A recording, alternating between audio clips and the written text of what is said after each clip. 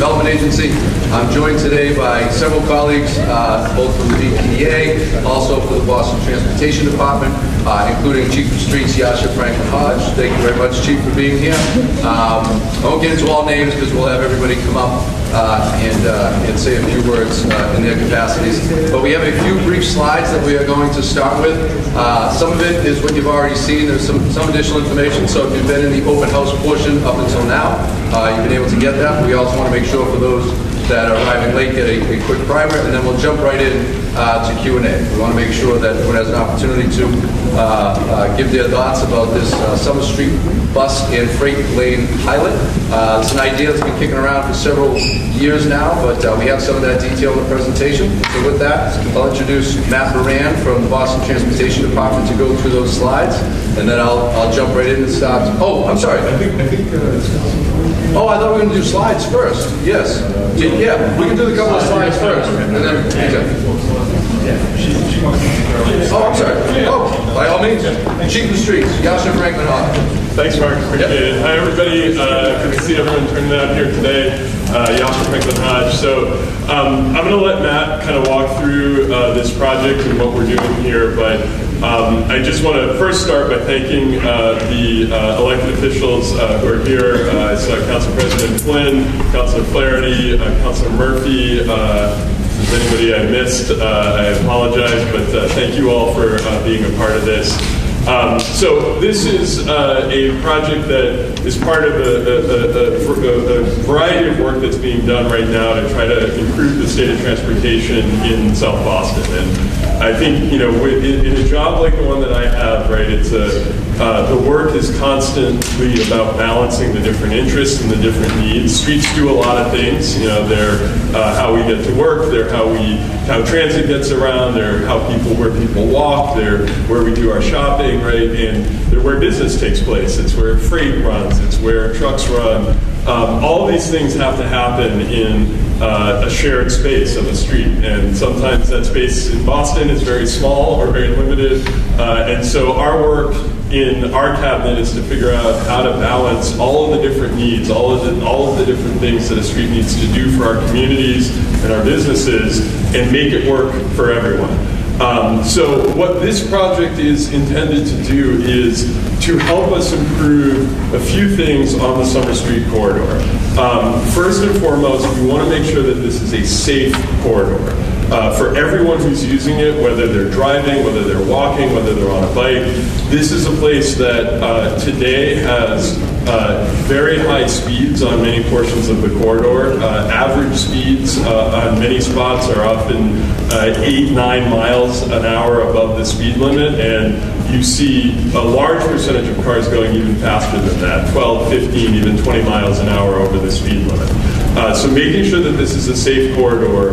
One of the elements of this that you'll see relates to bikes, and really looking at how do we make sure that bikes and other vehicles are separated from each other so that they're not in each other's way and they're not creating safety challenges.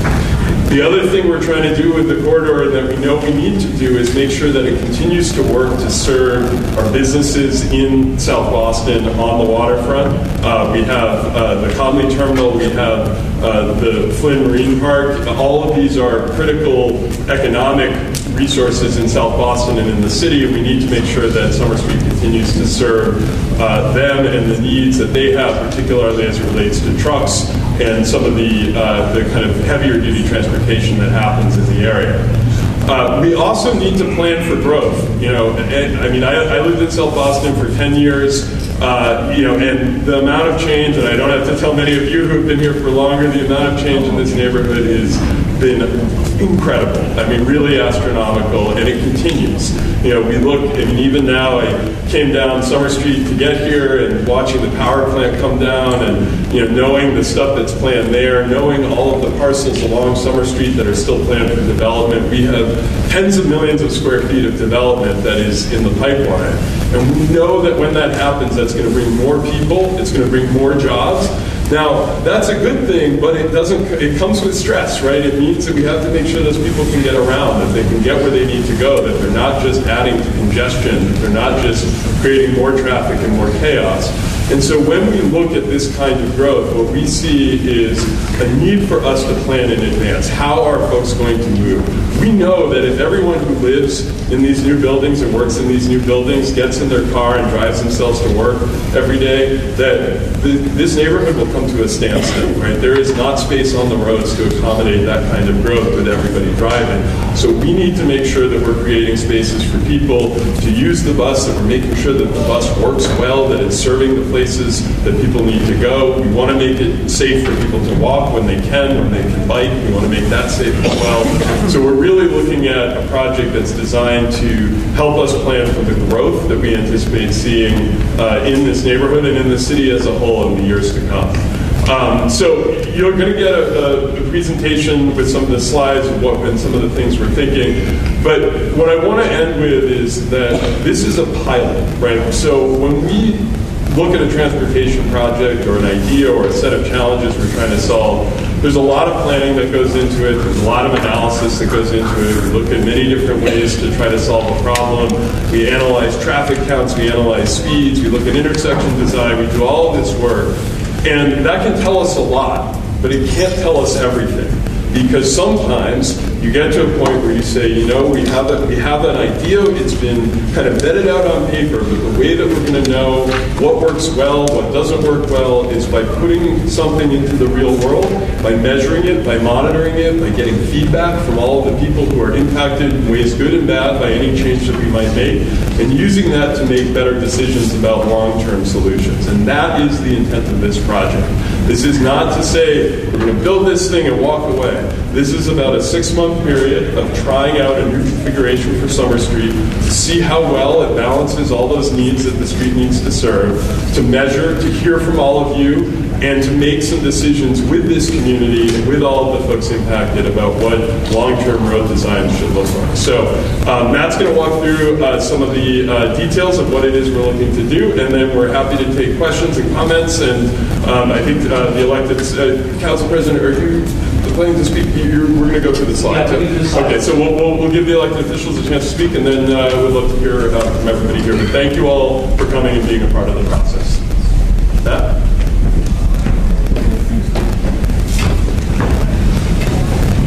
Excellent. Thank you very much, Chief. So we're going to dim the lights just so we can all see the presentation. So please bear with us for a few minutes in darkness. So this is our first live in-person public presentation for BTD since the start of the pandemic. So I really appreciate you all coming out here. It's good to see everyone. Just want to recognize real quick Councilor Flynn, Councilor Flaherty, Councilor Murphy. I know Representative Lynch's staff are here and Senator Collins' staff are here. So thank you all very much for coming out. My presentation will be probably about 15 minutes long, and then as the Chief mentioned, we'll be able to take questions and discussion after that. So if you could please go to the next slide. So we will be covering a few things. First off, putting the Summer Street pilot into a little bit of context. Next, talking about the background of this program and sort of the origins of it. Next, talking about the challenge that we're trying to solve, and going into details of the design, and finally talking about the evaluation before going into next steps and timeline. So a little bit about the pilot context. So we have a few goals with this project. So first, it's to enable safety for bikes and pedestrians. As the Chief mentioned, and I'll get into some of this detail in a minute, we know that there's speeding traffic out here. It is not the safest street in the world. We want to improve safety. Second, it's ensuring sustainable mobility. There are a number of people who, for a variety of reasons, can't take the bus or can't bike. We are trying to make the street much more safer for those modes. And then we're also trying to improve economic connectivity. So connections to the port, having a truck lane in place, connections to South Boston, having a good bus lane in place. These are going to be key things. Next slide. So this is the pilot corridor that we are looking at. The red line represents the extent of the project. As I mentioned before, we are looking at both bus and truck lanes to serve both commuters who are coming to and from South Boston, and also trucks that are serving the economic center at the Connolly Terminal. Next, we're looking at enhancing existing bike lanes. So about 80% of the street already has bike lanes on it. We are looking at connecting those existing bike lane segments. And as mentioned before, we're looking to improve street safety with better pedestrian timing and the like. Next slide. So this is a City of Boston Transportation Department project. I think everyone who's here tonight probably knows that, but just want to hammer that home. We are also in collaboration with a number of other city agencies. I won't go through the list, but you can see them on the screen. And we are in collaboration with a number of other state agencies as well. So coordinating with MassDOT around the adaptive signal project that's happening up in the South Boston waterfront, coordinating with MassDOT around a grant that they sent us in order to run this pilot, working with the MBTA, of course, who run all the bus services, and then coordinating with Massport, BCEC, and the Seaport TMA. Again, around design and around sort of like the process, and a few of them are here tonight. Next slide. And this is really important in terms of what's going to be in the future for bus network redesign. So bus network redesign, as you might know, is a process that will be looking at much better bus service across the region. We are looking at improving this corridor so that in the future, we can get much better bus service on this corridor. Next slide. So a little bit about the background, and I'm going to go into a little bit of geography here, so please bear with me on this plate because I think it's important for the context for Summer Street. So obviously Southie back in the 1630s up until 1804, when English settlers came in, small fishing village, farming community. It was very much a peninsula connected to the mainland in the area around Acre Square, and as others have pointed out, it is very much still a peninsula today. Next slide. So South Boston becomes South Boston in 1804. We get the street grid that we have today. This gentleman named Mather Withington lays it out from Foundry Street all the way over on the west side, all the way over to what is now Farragut Road, what was laid out as Q Street originally. Next slide. And so in the mid-19th century, the neighborhood starts to fill in. So we see that a lot of housing gets built from West Broadway going east. And we also see that the area that was called Commonwealth Flats starts to get filled in. That's really where Summer Street, by and large, travels today. Next slide.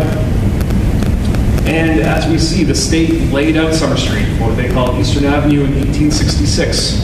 So the original idea was this would connect from this new port area that was being built into downtown Boston and also into the South Boston community. Next slide. So 1899, the Summer Street Bridge over the Reserve Channel opens, and we get the first trolley route that comes into the Four Point Channel neighborhood and also into what was called then Commonwealth Flats. That's all filled, becomes a very active port. Next slide. And then from 1915 to 1950, the waterfront is a very active area. The U.S. military has a large base over there. And not one, not two, but 3 trolley routes were operating along Summer Street. Summer Street at this point was very much a transit spine, connecting South Boston into downtown. You get all the way from all the way up to North Station during this time, when there was a very active port. Next slide. As I mentioned before, these trolley routes kind of comparable to the Green Line, so these were a high-quality transit service that existed on Summer Street at that time. Again, going over that landfill area, connecting the South Boston neighborhood into downtown and into North Station. Next slide. What happens? We see after World War II, a number of highways are built around the region. There's a general disinvestment in urban transportation, especially transit. Next slide. By 1953, the trolley lines were all ripped up, and the city starts a period of decline. So by 1974, U.S. military had closed its base at what's today the Flint Marine Park. 1980, Boston bogs up the population at 562,000, so we lost a lot of people during this time. And we've now started to regain that population. Next slide. So during the 1980s, something happens over in the South Boston waterfront. There's a new plan. Mayor Flynn at the time begins to come up with an idea, along with other elected officials, for revitalizing the area. We get the Flint Marine Park that gets built. Next slide. And a number of other major transportation investments are made in the area. So the Ted Williams Tunnel, the I-90 extension, the South Boston Bypass Road, Summer Street Viaduct, the Silver Line Tunnel, the Evelyn Monthly Bridge, and Seaport Boulevard. Most of these began to open in the late 90s and early 2000s. But at the same time, next slide, we had a lot of development. So both a lot of public buildings and private buildings are getting built at this time. The city's population is also increasing, and so we start to see that despite all of this public investment, there is a strain on the transportation network. Next slide. So that brings us to today and what our challenges are today. So So I'm going to talk a little bit about the challenges of today and then the challenges that we foresee going forward into the future. So we found these by looking at past plans and policies, by looking at data, through community engagement, and then through stakeholder discussions. Next slide. So first and foremost, I think we have to look at the safety of Summer Street. So as mentioned before, it is not a comfortable street for cyclists or pedestrians at many locations. We know that speeds on Summer Street are also quite high. The city speed limit is 25 miles an hour, but 1 in 10 cars on Summer Street are exceeding 40 miles an hour, and some are getting as high as 50 miles an hour. We also know that congestion delays transit and delays port traffic in some key locations. Next slide.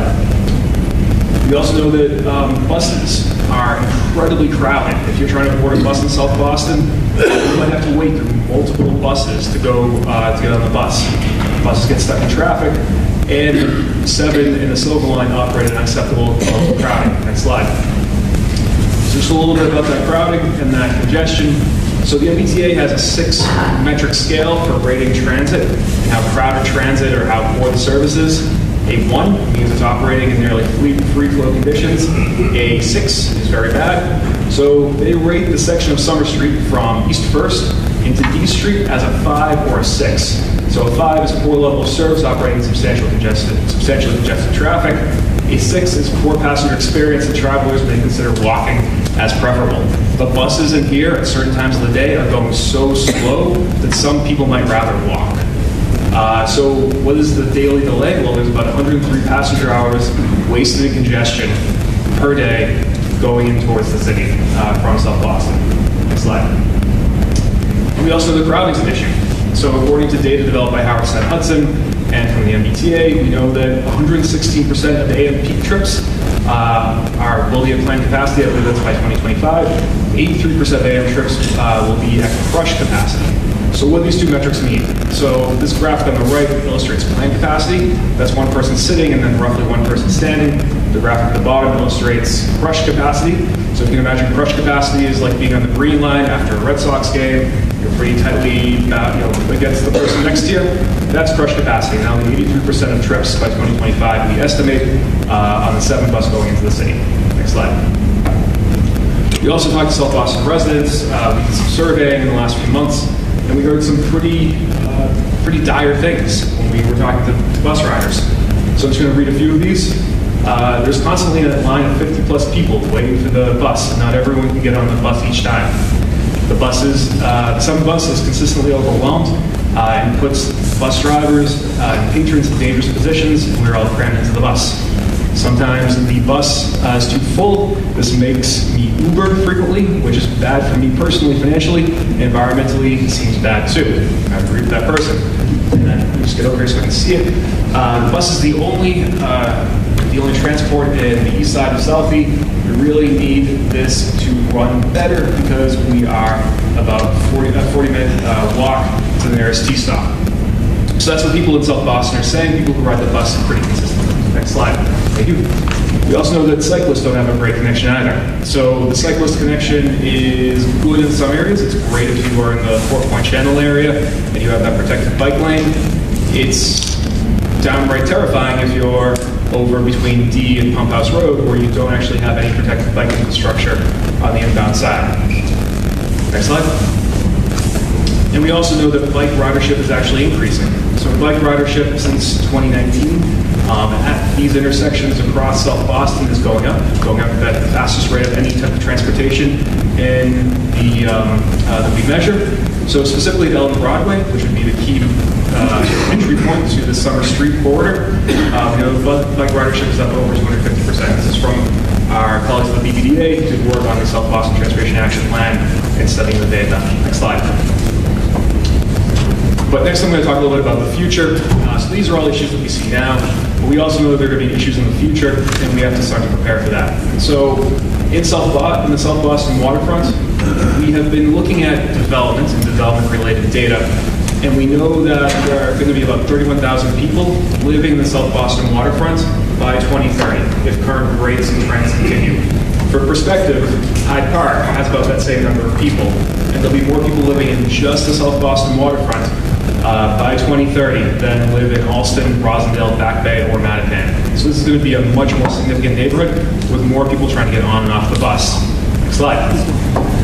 You also know that this will be a major employment destination. So we have about 89,000 people that we project will be working in the South Boston waterfront by 2030. And for comparison, it will be the second biggest jobs hub in the entire state.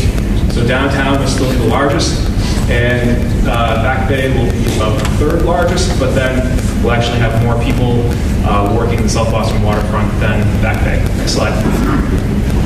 So we are guided by our transportation action plan, which is Go Boston. Today, about 54% of people who go into the Seaport drive alone. If those rates continue, congestion will just continue to get worse as this development continues. So our goal, though, is to shift people into other more stable modes of transportation. That means walking, biking, and especially the bus, because buses are actually a high-capacity form of transportation. Next slide. And so even in the 1950s and 1940s, people recognized this, right? And so if you look at sort of a business-as-usual approach, which would be fine-tuning traffic intersections, adding some additional turn lane capacity, we will continue to be in congestion. But as was put forward by this graphic on the right, we also know that if more people ride transit, we can use the space much more efficiently. Next slide. This graphic then compares 50 people in a car, 50 people on a bus, 50 people on a bike, 50 people walking. Again, you can look at the roadway space and understand how you can use that space more efficiently and effectively with transit. Next slide. So we're talking a little about the pilot program now. So we are going to talk about how we got here and then what the details of the pilot program are. So we got here through a series of transportation initiatives that began back in 2016 with the South Boston Waterfront Sustainable Transportation Plan that recommended that the city look closely at improving transit on the arterials in the Seaport. An arterial is a transportation plan award for a street or a road, but a major street or road. So think Summer Street, Commerce Street, Seaport Boulevard, and the like. In Go Boston 2030, we recommended and it was approved to have a protected bike lane on Summer Street from downtown all the way up to the South Boston neighborhood. In the South Boston Seaport Strategic Transit Plan, we have some preliminary recommendations for transit improvements on Summer Street, and the first of these recommendations came out in 2019. And then we are also coordinating closely with the South Boston Transportation Action Plan, which will be looking at some other multimodal improvements around the South Boston neighborhood. So the idea for this really started back in the middle of the 2010s and has continued out through now. Next slide. So how do we get here to the specific pilot idea? So first and foremost, we heard from neighborhood advocates, Selfie Bikes, obviously wanting to see improved bike connections, Four Point Neighborhood Association wanting to see safer streets in their community. We also heard from elected officials that it would be a good idea to think about a pilot before trying anything permanent. And then we also had interagency coordination around the pilot specifics, so thinking through the length of the pilot, the technology, the equipment we'd be using to make sure we actually got this right. Next slide. And then we came out to the community. We've been doing a number of community open houses. We've had a number of stakeholder and butter meetings. We've been to civic associations. We're at Four Point. We were at Selfie Bikes. And we were originally scheduled to be at City Point back in March, but we get snowed up by the nor'easter, so we're going to be at their association meeting in May. We're having obviously these community meetings, and then we're doing bus rider surveys to make sure that we capture as many voices as we possibly can. And so why are we looking at trucks as well? I think I've talked about this already, but just to hammer home the point, trucks, transit share a unique economic space in the sense that they need to be on time, specifically for their travel. Port of Boston is a vital economic engine for the entire state. There are about 675 truck movements on Summer Street daily, connecting the port to the entire region. And so we think that bus lanes can be used effectively. This has been proved in New York City. So we'll be looking at, or we looked at some of that design as we were thinking about this pilot. Next slide. So as mentioned, we are looking at a 6-month painted bus and truck lane pilot. We're also going to improve safety, so improving existing bike lanes, filling the gaps in the bike lane segments, improving pedestrian crossings. Next slide. And this is what the engineering version of the pilot looks like. I know this is not the most decipherable if you don't work in the engineering field, so I'll just try to explain it. Starting from the lower part of the page where you see the green is the bike lane that's using some of the existing roadway space to provide safe bike accommodations. Moving up, we have a shared bus and right turn lane. Continuing, we have a through lane, we have a left turn lane, and then on the other side of the street, we have a painted bike lane, painted bus lane, and a bus stop and circuit. So, again, we can come back to this slide if folks have questions about the specifics, but I just wanted to give an overview of what we're looking at from an engineering standpoint. Next slide. So we are looking at things that can be pilot. We're looking at things that can be easily changed if need be. So we're looking at painted lanes, pavement markings, much like we did with the orange line shutdown, signage, flex posts, and then minor changes to traffic signals again, so that if there are changes that need to be made, we can make them. Next slide. So this was tried up in Cambridge. If you go to Mass Ave North beyond Porter Square, there's a very similar layout to what we are looking at for this corridor. So you see on this Google Street View image on the right, we have a protected bike lane. We have the right travel lane being used by buses, and then going a little further out and kind of cut off by the projector is the through lane for traffic. Next slide. This is an aerial view of the same location. You kind of start to see that plan coming through that I showed earlier. We have the right turn lane, bike lanes, and bus lanes, so forth. Next slide. So evaluation. So we're going to be looking at a number of different points for the evaluation. So first, community feedback, hearing your comments, hearing your questions, hearing data, and having a pretty good metric to look at what we hear back from the community around data. We'll be looking at bus, so the quality of the service, the ridership, the speed, the reliability of the bus. We'll be looking at freight, so looking at freight traffic and how that's moving. We'll be looking at Massport and freight operator feedback to make sure that we are capturing the full extent of that. Next slide. And then as we look at bikes, we'll be looking at average weekly or average daily bike counts to see if they've gone up or gone down. We'll be looking at blue bike usage, so are more people using blue bikes in South Boston, including the waterfront. We'll be looking at safety, so lane violation counts with what we see through traffic cameras, reported issues from law enforcement, safety officials, block-to-box violations, and they'll be hearing from businesses and stakeholders, BCC and others who abut the roadway. Next slide. So we're using a similar evaluation approach to what was used in New York City for the 14th Street pilot. It'll look something similar to this when we start to evaluate it and we actually put it out to the public. We'll be utilizing our consultants, Nelson Nygaard and Command, to support this project evaluation. Next slide. So a little bit about the timeline. So we are looking to continue with engagement this month and into May. We are looking at a June-ish implementation. Still working on some of the details behind that. And then once the summer and fall kick off and we start to get data, we'll be able to evaluate the pilot. Once we evaluate the pilot in the fall and winter, we can work to determine what the next steps are. There could be 3 potential next steps. A, everyone loves it, we're keeping it just as it is. B, everyone hates it, we're taking the entire thing away. Or C, which is probably the most likely event, we make modifications in some way, shape, or form based on the feedback and based on the data that we get. Next slide. So, thank you very much for your time tonight. We are open to questions. I'm going to turn it over to Mark. I'll moderate. I'm going to put the lights back on. Thank you, Matt. Thank you, Yasha. And as I said, we're going to get into Q&A in just 1 second. But before we kick off the Q&A segment, Council President, District 2 City Council and Council President Ed Flynn is going to make a few comments. Do we have the lights?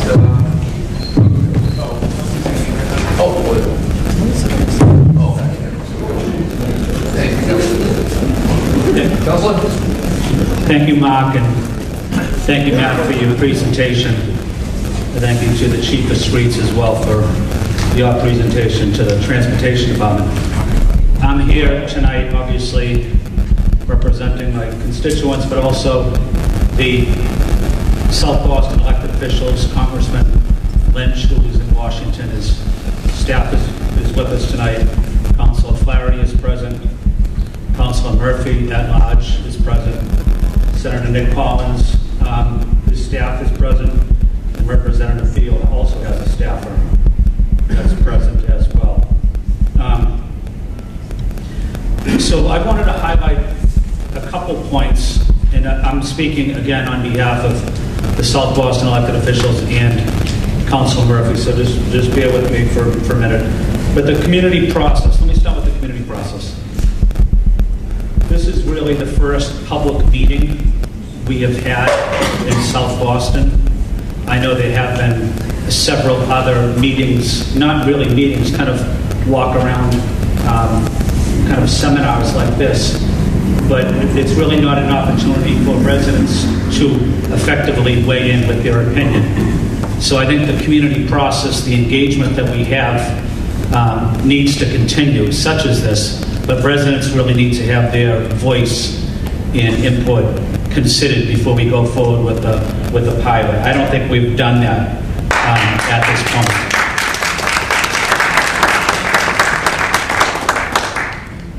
This public meeting tonight was even difficult for me to get arranged. It wasn't going to be the traditional Q&A part. It was all this, and I wasn't accepting that. The South Boston elected officials were not accepting that. We need to hear from residents. That's how we do it in South Boston. We have a discussion, and we have residents question and answers. But that was not the part of the original plan. So again, the community process was lacking. The community process was flawed, in my opinion, and we need to continue listening to residents, because your opinion and your voice is important to this discussion.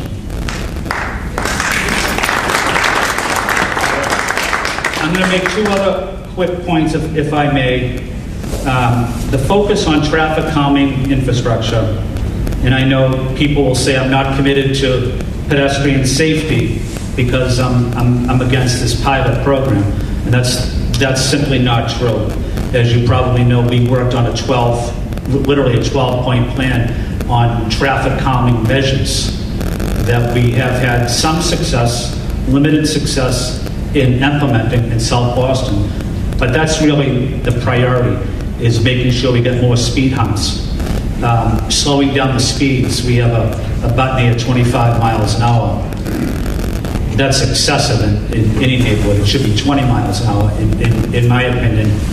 Pedestrian safety, we see cars going by 40, 50 miles an hour on L Street, on 5th Street, on 6th Street, while seniors are in the crosswalk, like people with disabilities are in the crosswalk. We need more enforcement from the police, but we also need to slow down these speed limits as well. I made those requests many times to the mayor's office, to the transportation department, and I need to see those implemented. That's a critical part of this discussion, and I want to see those implemented before we go forward with the pilot. And then my final point, our friends from the International Longshoremen Association are also here, but Boston's economy has a big impact on New England, on services coming into our port. We're the closest port to Europe. But the role of the Port of Boston is critical. The important role the longshoremen play in unloading those containers is critical to New England's economy. And I'd be interested in hearing from George McAvoy as well, and listening to the Longshoremen Association on the impact this might have. The Port of Boston is booming. And we have ships coming in all the time, and cruise ships coming in all the time. But we need truck routes. We need also to get those supplies in and out of the port. And the Port of Boston will struggle if this pilot is implemented. After talking with local businesses, neighbors, and others, again, residents don't feel like their voice has been heard during this time. So let me summarize a couple points before I sit down. I'm not in favor of the pilot. I'm against the pilot for those reasons I highlighted. But having the pilot start in June, when traffic is very slow in the city, when a lot of people are on vacation, when kids are not in school, June, July, August, even September is slow. So those are 4 critical months where we may not have a lot of traffic on the streets of South Boston. So again, I'm against the pilot, but if you do have it, I would recommend, I'm asking, not to have it during that time. Have it starting in October, when the city is booming again. But this pilot, as we all know, pilots turn into a permanent solution. And that's what I'm concerned about, is once this pilot is implemented for a period of 6 months, we're going to have that forever.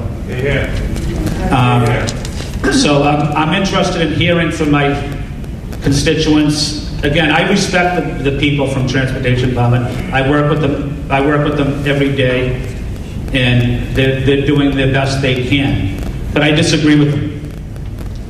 And the disagreement is not personal, but the disagreement is about me representing my constituents and doing what I think is best for my constituents, along with the South Boston elected officials, including City Councilor Erin Murphy as well. So I think everyone knows my position. People know the position of the South Boston elected officials. And now I'm interested in hearing from my neighbors. Many of you have been here 4 or 5 generations in South Boston. You certainly know this neighborhood better than most. And you know the traffic patterns. And you know the excessive speed that takes place. And you probably see my mother and father walking Broadway all the time. And I say that because when they're in the crosswalk, we have cars going past them 40 miles an hour. Just like many of you see the same thing. Parents taking their little kids to school. So we need to do more traffic calming measures. Speed humps are a critical part of that, and that's something I'm focused on. And I really need to get some results on that as well. So I'm going to stop there. I'm speaking on behalf of the South Boston elected officials. I want to say thank you to Mark McGonigal as well from the BPDA. And thank you for giving me a couple extra minutes. Thank you.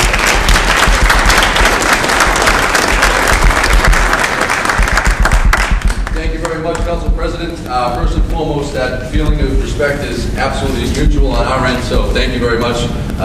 And I'll certainly rebut it if anyone says you're not a promoter of pedestrian safety, despite your legitimate concerns that you've expressed here tonight. You've been very much an advocate in that space. And I'll just say on engagement, as always, everything that we do, we commit to the appropriate level of engagement that needs to be done to make sure that we hear all the comments and take them seriously. And so, duly noted. But with that, we are going to open it up and just let folks ask their questions or make their comments. So if folks want to raise hands, or I'll do my best to be as judicious as possible, or folks want to come up front. Mark, can I just absolutely. Do any of the other elected officials present want to speak before we go to public questions? I do want to add, Representative Dave Beal would be here tonight, but he's getting married. And he's with the priest, so I'm going to give him that. That's a good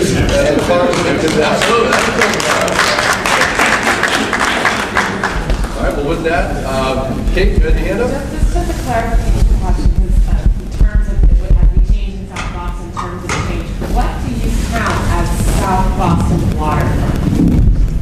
When you say South Boston waterfront, Matter of fact, I think we have a map. In Matt and BTD, this is what we differentiate on the BPDA side.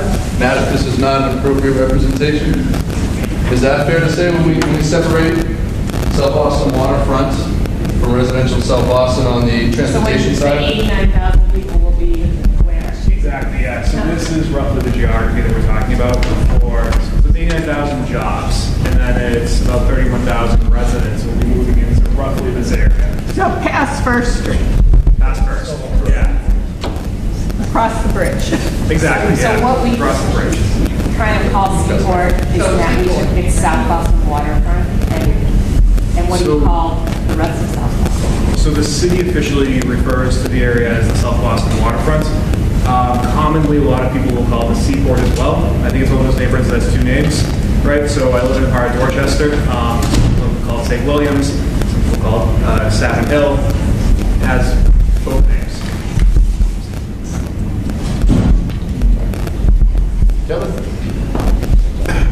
One of the key parts, you're not talking to people that are going to, the main people are going to congest these streets.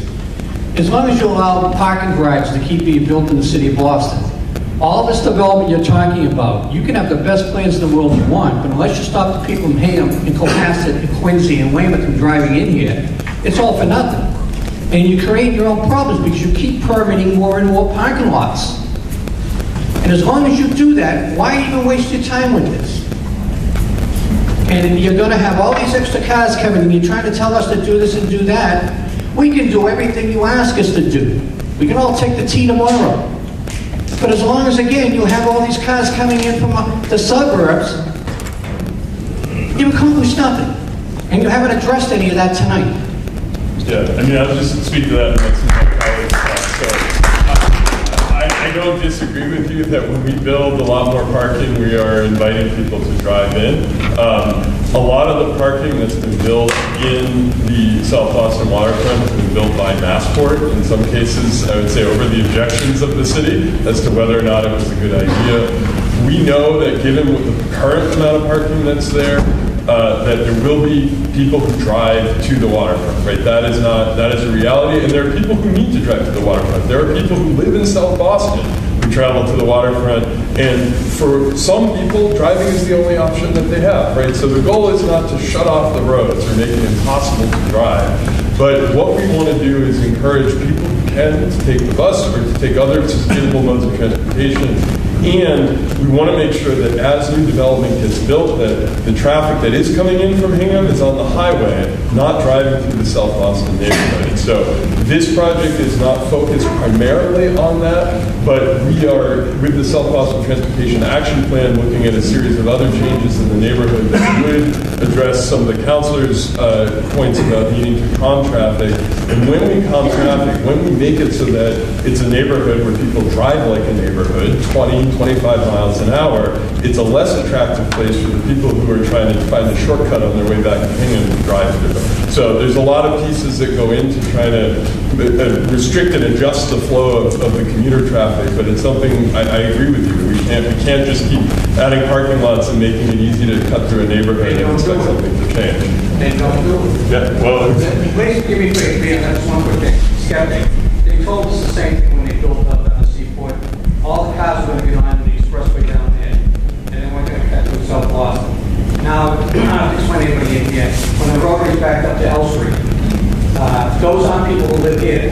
Those are people that escaped the city. That was who the people that are building these parking garages for. Don't build them. It's a simple thing.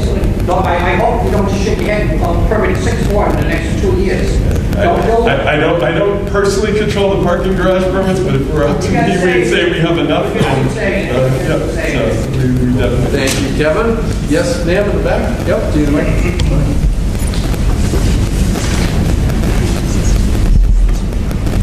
Hi, my name is Diane. I have several comments.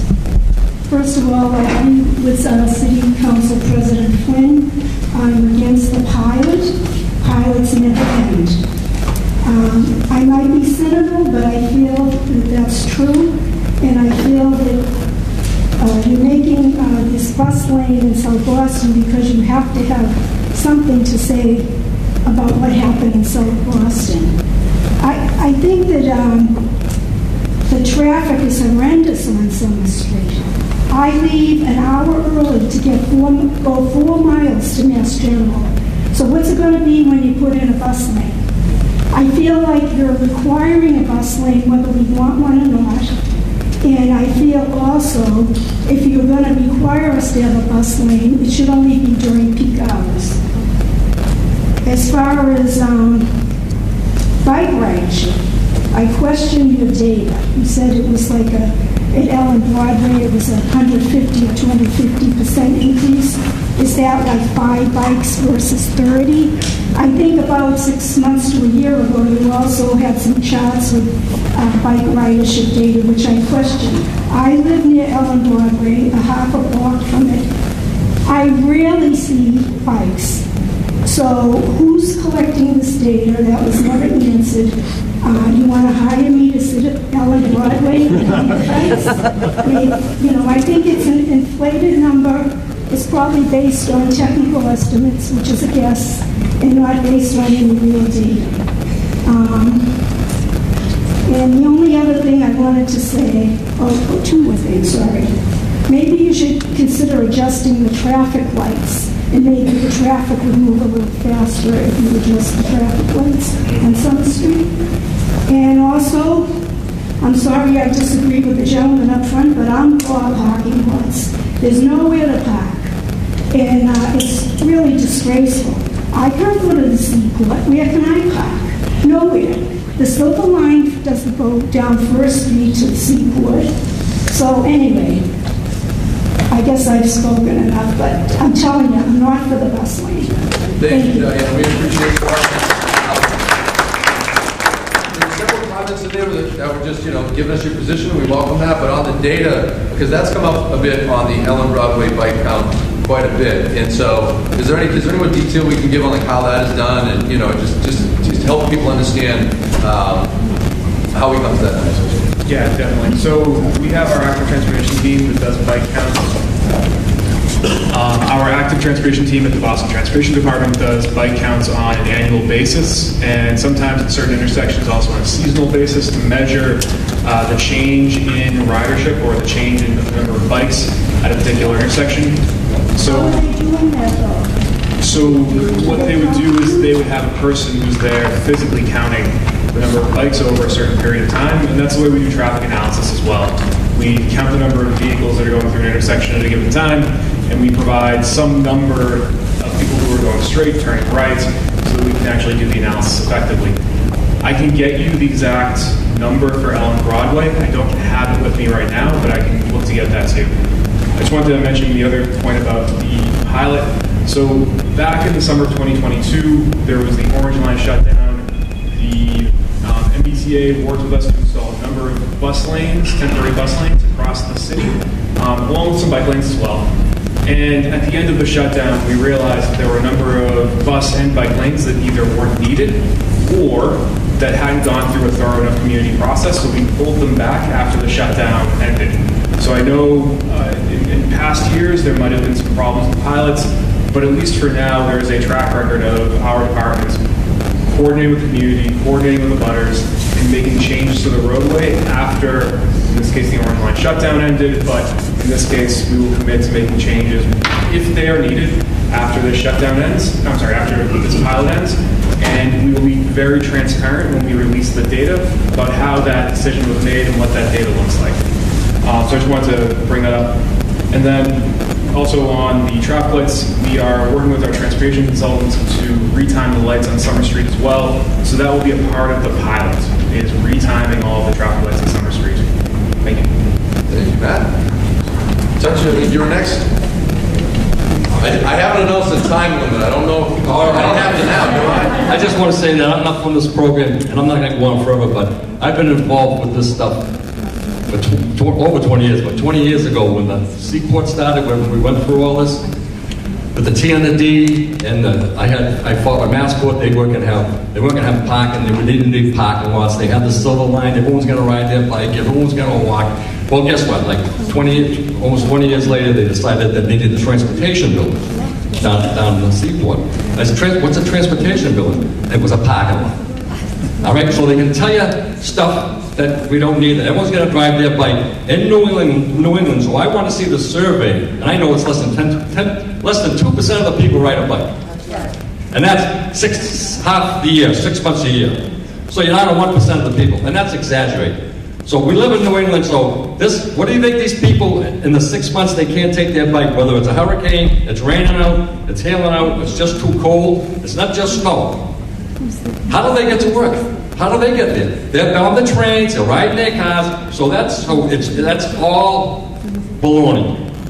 All right? And as far as taking a bike from First Street and Summer Street through town, there's nobody walking on those wide sidewalks. They can easily walk, drive, and then once you get to the convention center, there's all new bike lanes already in town. The only place they have a problem is in front of South Station, and I can help that. As far as the bus running, the problem with the bus is not the lanes. I mean, once they get past the Edison, it goes in town. The only problem they have is after South Station, in town and coming back. I've never had a problem driving down Summer Street. All right, so I don't know. My problem is when this bike lane goes in, this whatever it is, how are the cars going to avoid this? I live on G Street. I already have, so L Street has the coming and going. Well, at night I get the going. They actually drive through Pappas Way, up High Street, to G Street, down G Street, down and over the hill. I've lived there my whole life just about, and it used to be a two-way street. It used to be just as bad coming in the morning. So we only have a one-way now. So what do they do now? They're going to get either on G Street, or they're going to cut through town, down Dorchester Street, up Old Harbor, and down. So all the other streets right now that aren't getting the traffic are going to get it. So that's, I'm not going to bore you the rest of my, but I will go for parking lots. People who know me and see me here before, I think the city, because what they've done this to South Boston area, we need 2 parking lots built in South Boston. So, and only for South Boston residents, your sticker or that little thing you have from Massport that gets you through the tunnel, that knows you live in South Boston. But open the gate, you can go in, you can park. Maybe 1 floor for if you have your family over and they need a place to park. But we need parking in South Boston. They keep on telling people that are building buildings, they don't need parking. Well, let me tell you right now, the MBTA, I'll be dead before the MBTA is fixed, I'm telling you right now. All right, it's at least 10 years, and you can look at the paper, it's at least 10 years till it's fixed. They can't find people to drive the buses, never mind that. And the only problem with the bus that goes to the South Station is they're not big enough and there's not enough room. So put more buses on and make them bigger, and that's all that problem. I won't bore you anymore. It's been a while since I've heard that. You did good on time. That was all comments and no questions, so we'll just leave it there. Yes. How you doing? I'm another one, all comments, no questions. First of all, I'd like to thank Council President Eddie Flynn for his comments. I think he summed it up very well. And, you know, so I represent the International Longshoremen's Association. While we are glad to see trucks being recognized on the bus road, you know, the effect that this is going to have on our membership getting in and out of work, you know, to deliver goods throughout New England and the state is going to have, you know, hugely negative impacts.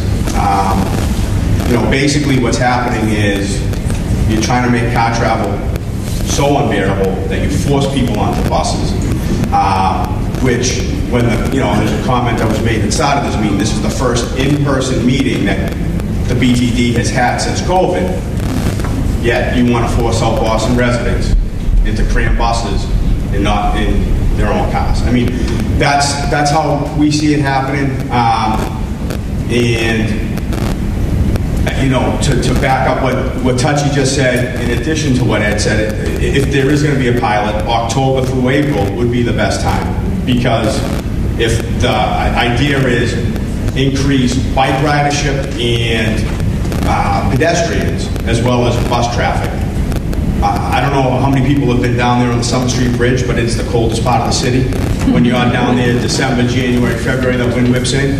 Nobody's walking, nobody's taking a bus, so do your study that. Thank you. Thank you. Oh, yeah, no, absolutely. Yep.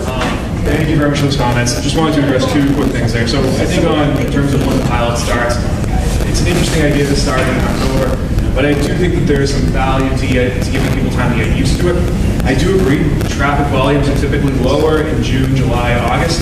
By September, after Labor Day, they do pick up with more kids going back to school, more conventions coming into town. But again, we can take the summer, get people used to it, and make changes, which I think is the most important thing. We can get struggle crews out there and actually make changes if we see that there are issues. Second, we need some support. Again, we're trying to accommodate the trucks as best as we can. We're trying to make sure that that economy is very well taken care of, because we know if trucks are stuck in bad traffic, and not just now, but in years going forward, that it will strangle the lifeblood of the port. So we are very much trying to take the port into consideration and make sure that we effectively deal with that situation. Thank you.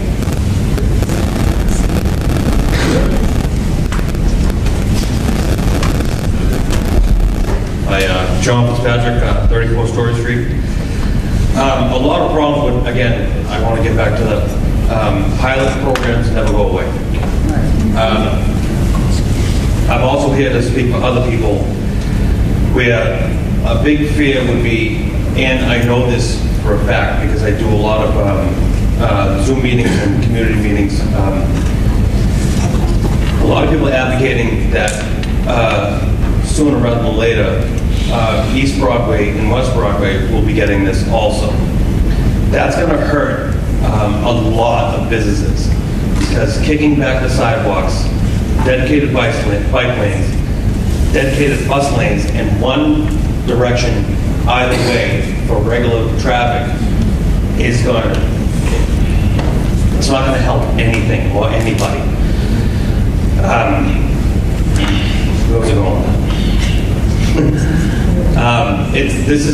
This is not going to go away. It's not going to help anybody.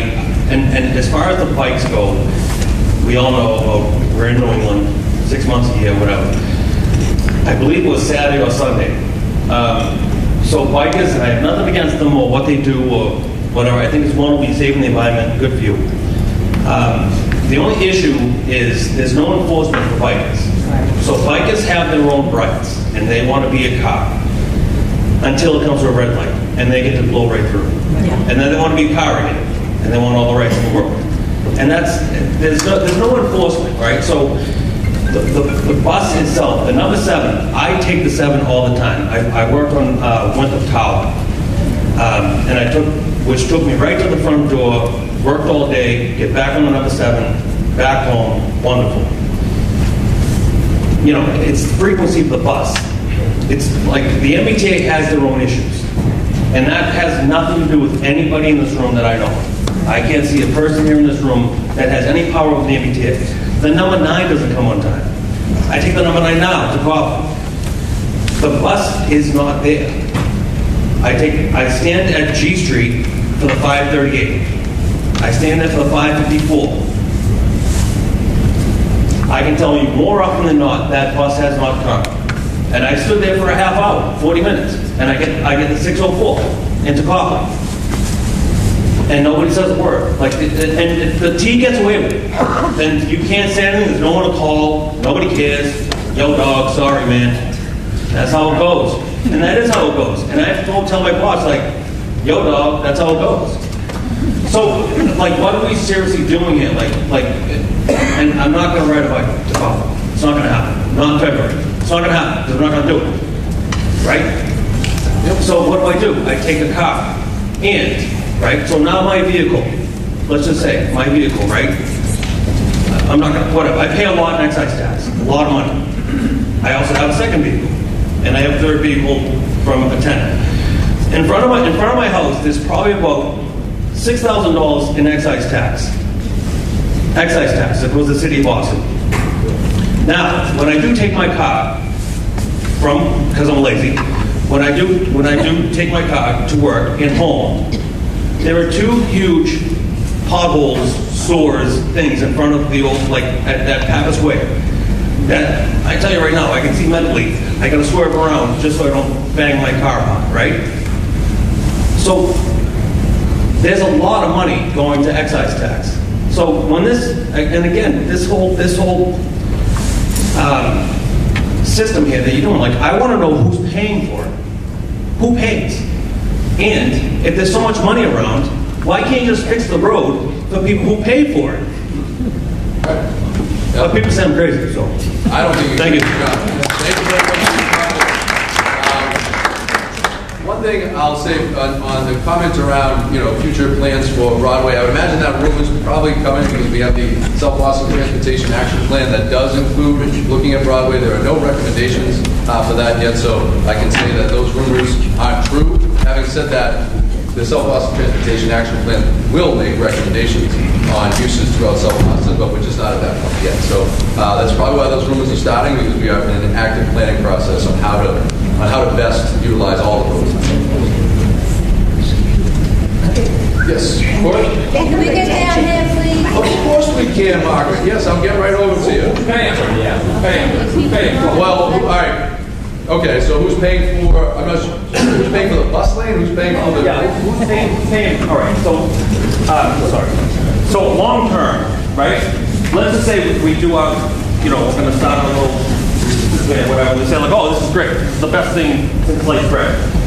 Who's paying for the infrastructure?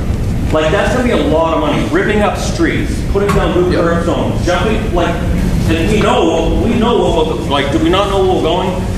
Like, you're going to have a meeting, right?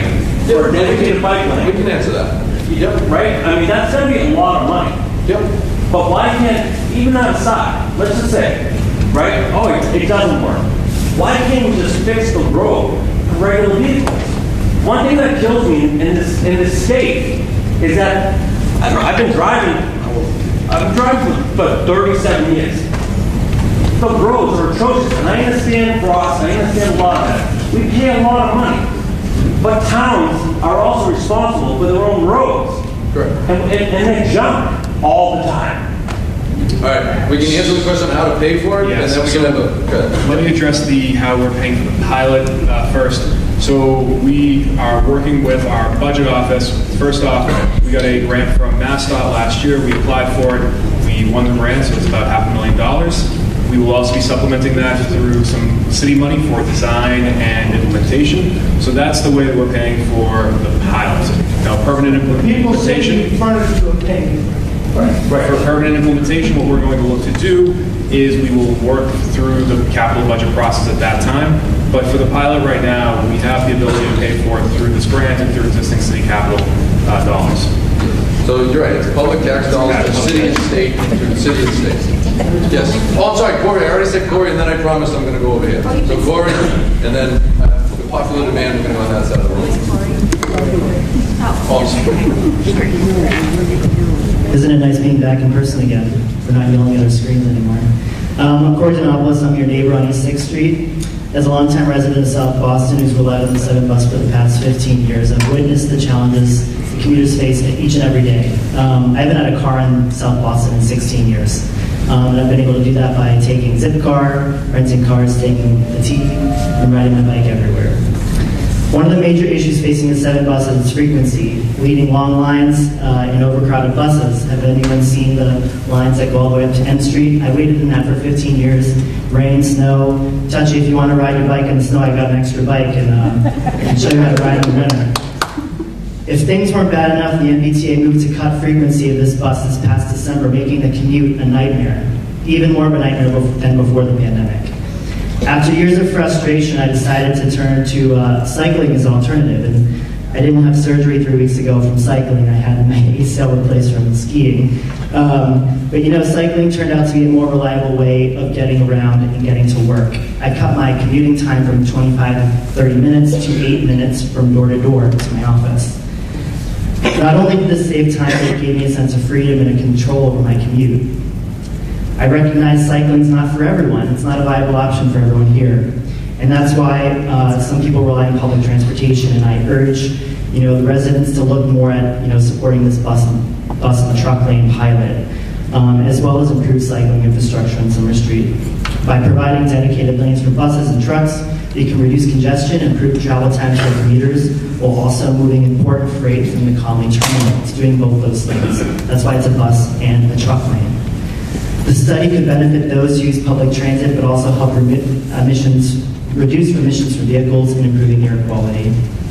The pilot program would allow the city to test and study the effectiveness of dedicated lanes. That's what a pilot does, data-driven, changes. If it doesn't work, we can get rid of it. If it does work, then maybe elements of it stay. I understand that all of our elected officials don't take public transportation. I see Mayor Flynn and his wife on the bus all the time, but I haven't really seen any others. So I urge you to consider the needs of your residents who do rely on it every day. And thanks for your consideration. Thank you. Over here. Yep, we're going to bring it over this side now. Any questions over there?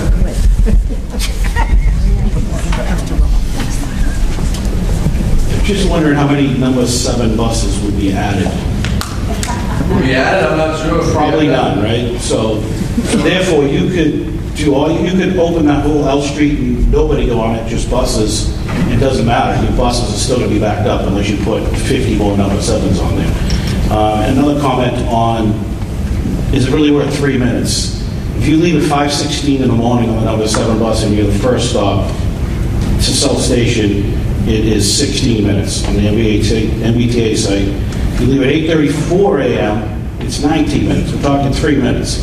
A little conflicted with your presentation as well.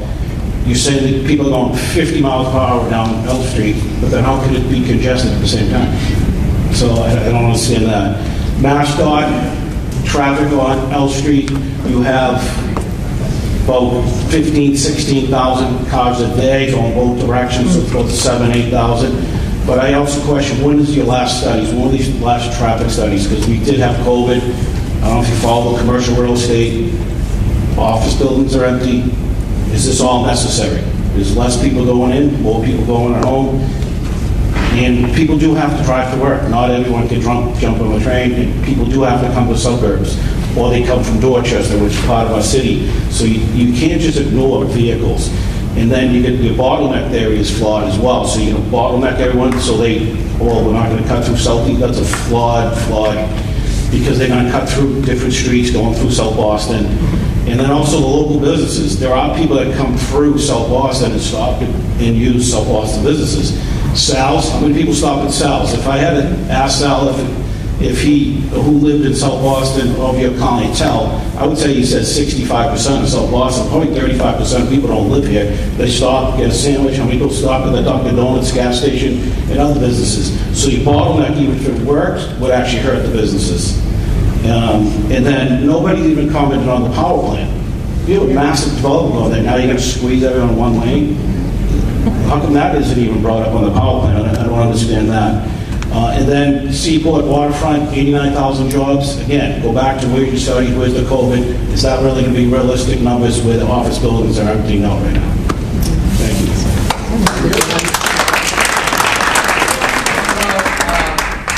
I saw you were taking some notes there. One thing I can answer right off the top is you mentioned Sal's and Dunkin's. This bus lane would not extend. It starts by the 776 by the Edison, so it doesn't extend. Yeah, but it's back up. But if you force the people not to come through, you're not to use those I'm sorry, I misunderstood. All right, fair point. I thought you were, all right. And then, Matt, there are other points in there that you want to address on? I mean, I can take a stab, but I saw you taking more notes than me, so. Yeah, so I think there were a few questions there, and I can try and go through them in reverse order because that's how I took the notes. So you had a question about when the traffic analysis was done. So we did new analysis, new counts in January of 2023. So we did them on two separate types of days. We did them on a typical weekday when there wasn't a convention in town, and we did them during Yankee Dental's convention, which we believe is about the right size for a larger convention. So we made sure that we accounted for, in our traffic analysis, both a standard weekday and also a convention weekday, and again, those are new traffic counts as of January. To your point about COVID and sort of how that would impact the office and office use, we know that people are coming back to the offices. It's slow, but it's sure, and data does actually show that people are coming back to the office slowly but surely. Your question about the 3 minutes and how that impact, how we would be saving potentially 3 minutes by installing this bus lane, comparing the MBTA travel time in the morning, early in the morning versus at the 8 o'clock hour. So there's sort of two things going on here. There's the absolute travel time, and then there's the reliability. So what happens today is frequently buses will get tied up unpredictably, and so you'll get buses that will be thrown way off schedule. It'll take way more than 16 or even 20 minutes to reach their destination, sometimes as much as 40 minutes according to the data that we have. So that makes the entire schedule less reliable. So for the gentleman who was mentioning things about buses not showing up, that's not the entire story, but that unreliability is part of the story. And then to your point about buses being added, we are looking at this in two different time frames. Initially, we will be looking at a similar service to today. In the midterm, the MBTA is looking at adding what is being called the T7 route, which will substantially increase bus service on the 7 bus and actually extend it further into downtown, providing more options for South Boston travelers to get to places like City Hall, North Station, and so forth. So we see that as a potentially positive development. How about the power plant? Oh, sorry. Thank you, sorry. Just wanted to address real quick the power plant issue. So we also took into account development in the Summer Street corridor. That 89,000 job number, that 31,000 residential number is assuming 2030 figures. So we are looking and including things like the power plant, like future hotel developments that are happening, like Seaport Square. All of that is included in the data and the analysis. Thank you. Hi, everyone. If I saw it correctly, and I hope if you could share the slide deck with me, that would be great. But there was one slide when you talked about the pilot, and I'm hearing a lot of people concerned that the pilot will stay. So do we have a plan on who's going to decide if it was successful or not? Will it be the Transportation Department, or will there still be meetings for the community and other people to weigh in on how it was successful? But if I saw it correctly, you have already a checklist or a survey, or was that just for the presentation? Is there one already made? One of the slide decks was that you were saying that you will check whether or not it was done, like if it was successful. So either it stays the same because everyone loved it, nobody liked it, you're going to throw it out, we're going to, take the paint off the road, or we'll make adjustments. So have you already made that checklist on how we're going to decide whether or not it's successful or not? So the metrics were what we presented on, sorry. No, sorry, go ahead. So good question. So the metrics are what we presented on screen, and then our consultants are going to put together a matrix to show sort of the data behind those metrics. So as I mentioned, we've already started to collect certain types of data, traffic data, ridership data, bike count data. So we have that data, and we'll populate a matrix, and then we'll be able to compare sort of apples to apples between, January 2023 or thereabouts to, first or second or third month of the pilot. So yes. So would that be the Transportation Department looking at the... So we'll be looking at the data for sure, but we'll also be coordinating closely with the community. So as the pilot goes on, there'll be more community office hours, there'll be more community meetings to hear back from folks and get their impression of how it's going. So we want to hear from people during the pilot. This isn't us shutting down the shop and going away for 6 months. We very much are going to be out of the So community. how can we ensure to the residents that they're part of that We didn't want our process? input before, now we can add our input afterwards. But I'm saying, like, how are we going to make sure that the residents know that if the pilot does start, which I do agree it should start in the fall, because we have tourists, bike, all of that is up in some areas. But how are we going to make sure that the residents know that they're part of that conversation? That it's not at the end to say, hey, we got some data back, and we think the numbers look great, so we're just going to make this permanent. Like, what voice are they going to have in this process? Yeah. So that's a very good question. So as I said, we are committed to coming out to the community and hearing from people. We're also committed to being transparent about the data, posting it on our website and making sure that people know what the data looks like.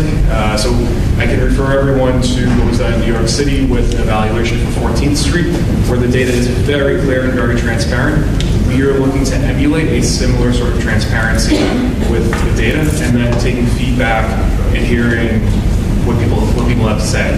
So, hearing folks who might live in the neighborhood, people who might work in the neighborhood, and taking that feedback constructively as we can. I would just add, there's no machine that we can just feed all the data into and we get a thumbs up, thumbs down answer out of it, right? Any project we do is about, whether it's a pilot or a permanent project, we're taking a lot of different factors. Some of those are community input, some of those are feedback, some of that's looking at sort of specific stakeholders that we know may be affected one way or another by a project and getting their input. Some of that is hard numbers. It's looking at how fast did the bus move, how much traffic congestion was there, what was bike ridership like. There's no formula that we can sort of say it's going to look exactly like this. We put the inputs in, but what we can do is we can make sure that all of you have a voice in that process, that you can contribute that feedback, that we can share back what we've heard from the community, and we can share the hard data that we're looking at. But ultimately, this is going to be a decision that the city has to make in consideration of all of those different factors. That's the job that we have to do in any project, is to take in all these inputs and make a choice. Thank you, Chief. Thank you, Matt. Sir? Yeah. This town has been asking for a long time for an in-person meeting. I know we had COVID, but for a long time, this town's been asking for a meeting regarding resident parking. You know what we got? Nothing. Absolutely nothing. And it's still been a disaster out here for a long time. You have resident parking, you have visitor parking. There's no designation that's even being observed, and it's all about enforcement. How are you going to enforce this here when you're talking about going down the road? There's been no enforcement from BTD. We have a pilot program that's here in the summertime, okay, down the other end past L Street, and most of the residents are trapped in their homes during the summertime. They're trapped in their homes because we have out-of-town residents come in here over the weekends, take over spots, people have to be towed. I'm sure Mr. McGonigal can let very much insight into everything that's going on, and nothing's happened for that. So how can we actually even trust that whatever data input, which, you know, is going to be put into this, that our voice will be heard again in the future? Can I, and we can address that. I just want to suggest this young man's had his hand up a whole bunch. We have the mic already in his hand. So ask that question. We'll definitely come right back to resident. I didn't need a microphone. I figured I'd jump. No, you did just fine. I don't need it either. We appreciate it. But then we can answer resident parking as well. Hello, my name's Danny. I'm in favor of the bus lane. I think it'll greatly improve the bus access. So, you know, the MBTA isn't great. They can't hire drivers right now. What is something that the city itself can do out of, you know, aside from the MBTA to make it better? Build a bus lane. The bus will be more consistent. It will not, you know, have to be readjusted schedule-wise. And also, with the same number of buses, if they move faster, they can go and run the route multiple times faster, so it can increase frequency without the MBTA having to do anything other than make use of our bus lane. 2, in terms of biking, I started biking in Southie when I was 15 because I had a job, but I wasn't old enough to drive. And, well, basically the bus was slow. So I started biking to my job, and it would bring me down Summer Street. And Summer Street was my least favorite spot, and it has been for all the years since then. It's just, we live on a place, and that's the only way for me and everyone else in City Point to get downtown. And we need to make that accessible for all modes of transportation, not just for cars. The bike lane along Summer Street is in fragments. It is not connected. And then in other parts where it does exist, it's next to cars that have, as it's been mentioned, are going 45 miles an hour or more on a speed-limited street of 25. So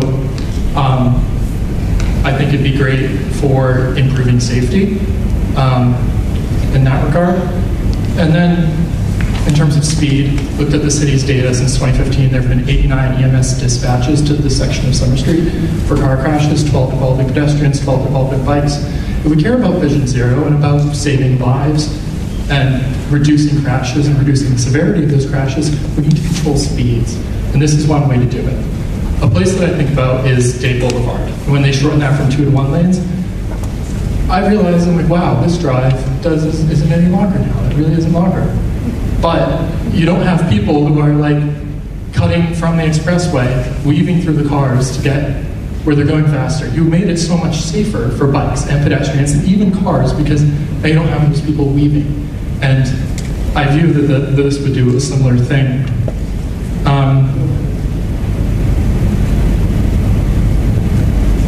In terms of comments of making the bus, that we're making it unbearable for people to drive, it's currently unbearable to bike and currently unbearable to take the T.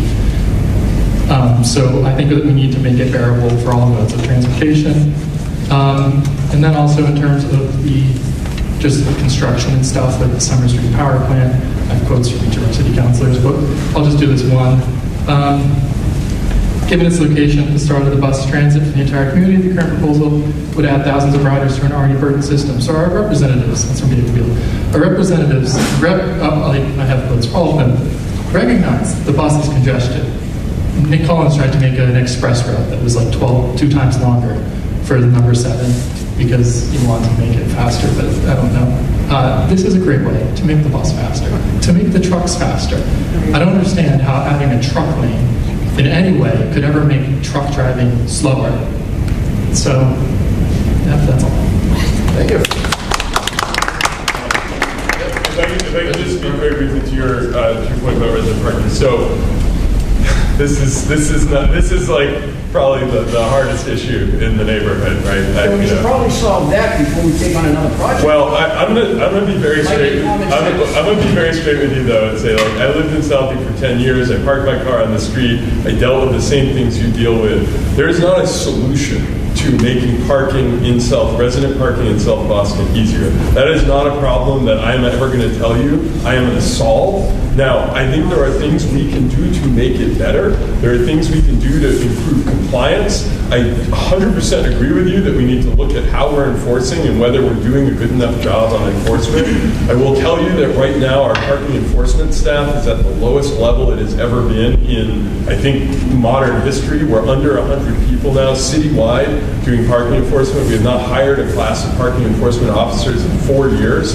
This year, we posted jobs for the first time in 4 years this year. We're hiring a new class of parking enforcement officers. We are going to, if we are able to find the people, which is not a guarantee in this current job market, we're going to keep hiring those people until we get back up to staff.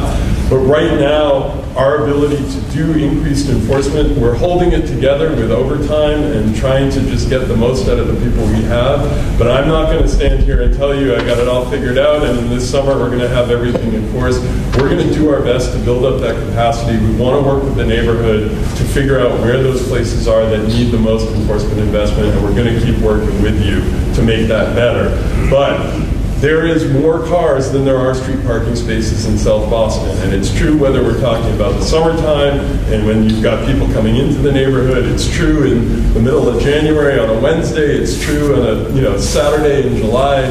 So this is I don't know, maybe there was a time That's not the residents' problem. That's your problem. Well, I'm saying I can't make more curb space. I cannot make more curb space, right? I cannot build more places to put cars on the curb in South Boston. There are no more streets. We're not building new streets. So we got to make the best of the space that we have. We've got to enforce the rules that we have. Non-residents who park here. I agree, and that is what that's what we're, as I just explained, sir. As I just explained, sir, we have fewer than 100 people citywide for enforcement. Our full complement is 160 people. The staffing levels are... my problem. My problem is you don't do your job. Well, my job is to hire those people, and that is what I'm doing, sir. So, we're doing our best to try to build up the capacity that we need. Give me a parking space, but I live on 4th Street right here, and half of the people on my street are out-of-state plates or non-resident. They don't have a resident sticker, and you don't do a goddamn thing. Well, there's the hiring issue that the chief is talking about. It's not unique to BTD. Not my problem again. All right, be quiet. All right, I'll say this. One thing I think we can all help with is if we know people who are looking for a job, because a lot of those, it's not unique to the city. It's actually, let's be honest, we've all been reading about it. I don't care about the city, I care about 4th Street, Mark. These are city employees, right? It's all interconnected. We can't just have one without the other, right? City employees. It is not connected. It's South-Boston. I'll say this, we are running up against, we've got 8 more minutes, so I want to make sure that everyone has an opportunity to make their comments. So we have another open house that we'll make sure to announce that at the end, but just a little bit of a time check, keep that in mind. So raise your hand if you want to ask a question, just try to keep the time limited. Yep. Bill, we'll get to you, Bill. Just try to keep them limited as best you can so we can wrap up, and then we'll have this again next week. Thank you. Sorry, Mark, just quickly, Matt Ryan said he would stay here. Everybody had a chance. Well, the building closes at 8, so Matt is always willing to go the extra mile, but the building has to close at 8 o'clock, so we're going to have to. It's 8:05, I think we'll be good. I don't think those chase us down. Well, that's not what I was told by the school system, so we're going to shut it down at 8. Yep. Hi. First of all, you do have a pretty good job. And balance, you mentioned balance at the very beginning of this presentation. And that, to me, is the hard part. I know that cyclists are very, very well represented. They're very vocal. They're very vocal and well represented in Oregon. I'm a car driver and a car owner, resident of South Boston. Despite the fact that I wore a mask to this meeting, I am not ashamed of being a car owner and car driver in this city. And from my perspective, this proposal is going to be a major problem. I see all along Summer Street tons of street parking, resident parking. That will disappear. And the fact that with all due respect, you never even mentioned that in your presentation, how many spots you're taking away. And I think that's part of the problem. It's death by 1,000 cuts for drivers. And we, at some point, need to get organized. I know there's an organization in Cambridge around motorists. We need one here so that we are well represented and vocal, because we are the majority. And we're not being heard.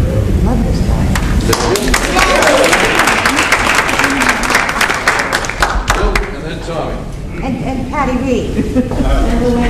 I'm trying my best to get to everyone. And Eileen. My name's Phil Bailey from City Point. Everybody can hear me. I don't know if you need the microphone. A lot of questions, a lot of issues that we raised, and Touchy brought it up, Kevin brought it up as well. We've been doing this for a long time. We've been saying the same stories. We've been trying to share our experiences with the city, and it seems like it's falling on deaf ears. Number one, to touch on parking, the BPDA is the major culprit of this. They keep approving projects. They keep issuing parking permits, so they say, okay, we're going to put a 4-story unit in, 8 cars, yeah, but don't worry about parking. So yes, they can't do something about it. You keep saying it's not your problem. It is your problem, because now it's a health and safety issue with us, and our cars just keep circling and circling looking for a parking spot, which increases your traffic count, which increases your pedestrian accidents, which the bikes and buses do it as well. I also don't see too many bikes locked up outside from you guys, so I know you're not really enforcing the bike issue too much out there, okay? We designed the South Boston waterfront that's going on out there. Okay, we did South Boston waterfront, part of our neighborhood right here. Okay, don't separate them. Okay, we had plans that, okay, all the cars would go through certain traffic areas that are going on out there. Touchy mentioned it, he was on the committees, I was on the committees. It seems like you always bring up that it's through traffic that is the problem, but you're not answering why. How can you stop the through traffic in South Boston? Okay, the through traffic are not going to take bicycles into town. You're still going to have the traffic issues that are going on. You're just going to go, okay, well, I'm going to put them in a single lane dieting. If anybody looks, and it's been mentioned here before, Day Boulevard, that traffic stretches from L Street all the way down. Okay, so whatever you're doing about lane dieting and putting one single lane down, the proof is every single day at rush hour on going around the rotary that's going on down there. So if you need proof, send your guys down there. They don't see too many bicycles going around the rotary either. So I'm just trying to help you say that is not working. If you want to help us stop the through traffic going on, why don't you think about shutting down the on-ramps and off-ramps on the expressway during peak hours?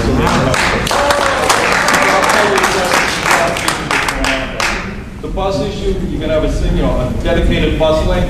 If you ask any bus driver that drives, okay, the problem isn't going up Summer Street. The problem is after you pass Summer Street and it turns around, when our residents need to go to certain businesses, okay, that's the congestion coming back, that you can't enforce your traffic on Summer Street as a landing commercial. You just can't do it. That's where the congestion is. Ask the bus drivers. I take the bus and I walk every single day up and down Summer Street. Okay, this is where it's going on. If I didn't mention it before, 12,000 parking spaces on the streets, 37,000 parking permits have been issued in South Boston. Who the hell is doing those numbers? That's 2 to 1. Where are the people parking when you issue a permit? Where do you expect the people to park? It is a health and safety issue.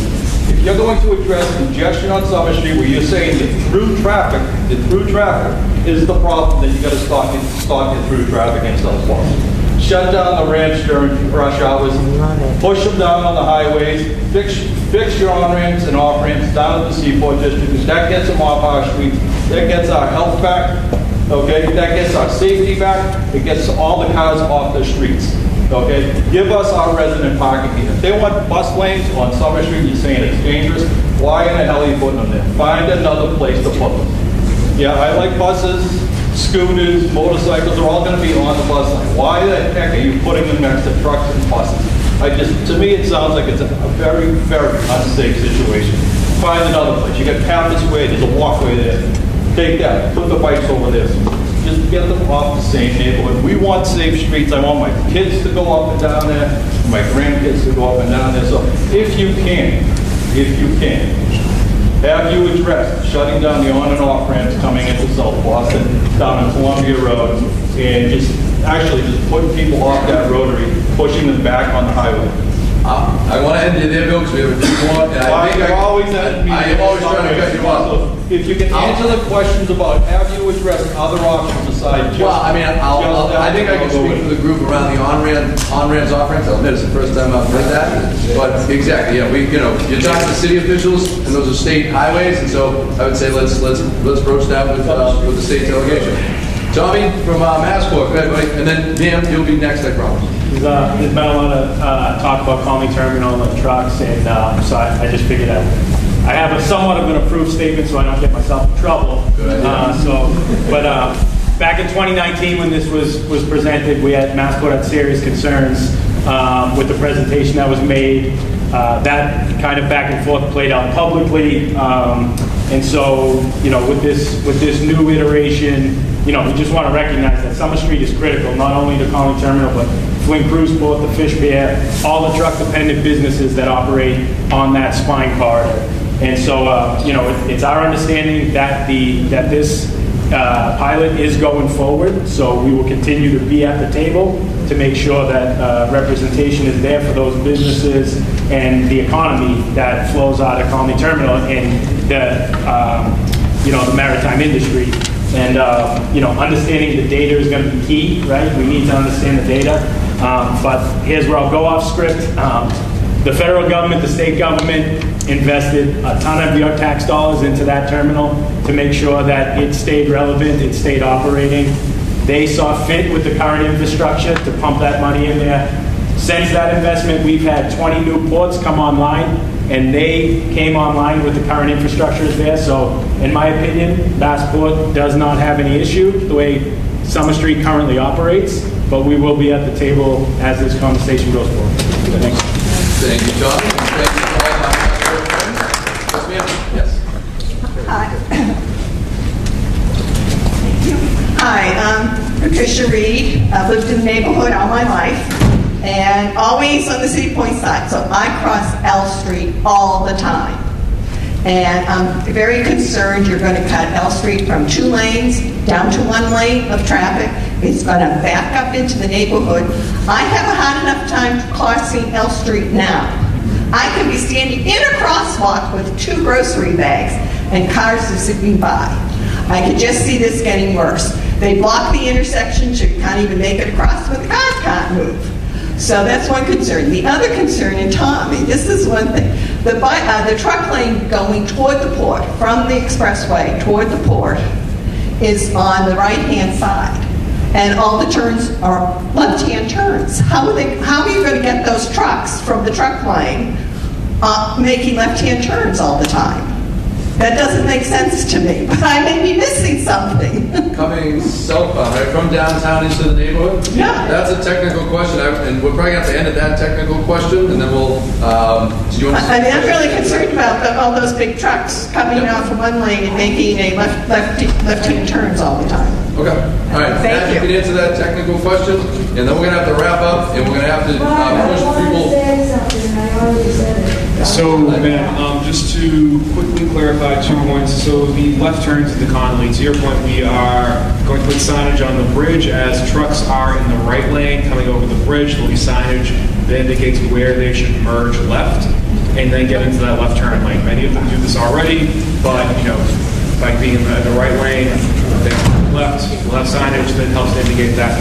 The second quick thing I'll mention, too, is if you have a 4-lane cross-section that's unsignalized as a pedestrian, it is actually less safe to have that 4 lanes because there's less chance that cars will stop for you. So having I one wasn't talking lane in about that. I'm talking is about actually 2 lanes. statistically safer. Through the neighborhood. Thank you, Matt. All right, and only because I was taught that you don't pick fights with people by ink by the barrel and you write for the newspaper, I will let you close us up, Luann, with the last comments. And should we announce the next, what's the next engagement? Can we announce the next engagement? And then Luann, because folks, again, there's another engagement next week at Open House that folks... May 1st. I'm sorry. So Monday, May 1st. So a week from this coming Monday, we're going to be at District Hall from 5 to 8 p.m. Love to have you all there. Thank you very much again for your time tonight. And Luann, go ahead, you can close us out. Thank you. Yasha, welcome back to God's country. That's the first thing I wanted to say. I don't know if you know, the whole reason why we're here today is because of lack of transparency. So when you're all up there talking about transparency and equal justice and reaching out to communities, you reached out to 2 communities, Fort Point and the White people. So we have Gate of Heaven, we have Cityside, we have North of Broadway, we have City Point. None of us were brought to West Broadway, sorry Nancy. None of us were brought to the table. And had we been brought to the table, then maybe we could have helped with these ideas that you want. Because right now I feel like I'm in bizarro land. I feel as though we're talking out of both sides of our mouth. And there's no detail, there's no plan, and you're not hearing us. So that's the problem, is that you're not hearing us. Matt and I have gone around twice, and we haven't been able to get anywhere. So now we're here at an in-person meeting. You're hearing loud and clear what people want and what people don't want. So you're talking about pushing this thing through. We don't like to be dictated to. Nobody likes to be dictated to. We like to be part of a solution, even though I have yet to see the problem. Okay, because I don't think that what you're saying is legit. I don't think there's a problem here. And insofar as, I mean, who's funding this? Insofar as, no, is the bar association giving the city of Boston money? Okay, so the bar association is not funding. Yeah, they're not funding any of this. Is that correct? State and y'all sure, right? State and city tax dollars alone. Okay.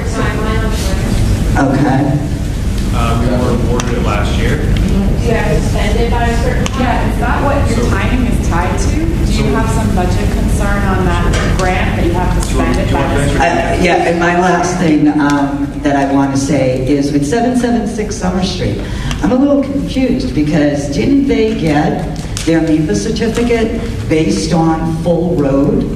And now the city is coming in and splitting these roads up, one lane of traffic. I'm confused. Does that need to be revisited? What I can do on that is I'll follow up with you, Luann. Yeah, we need another one of these meetings, and honestly, well, that question's I'm not taking the bus to Fort Point. Yeah.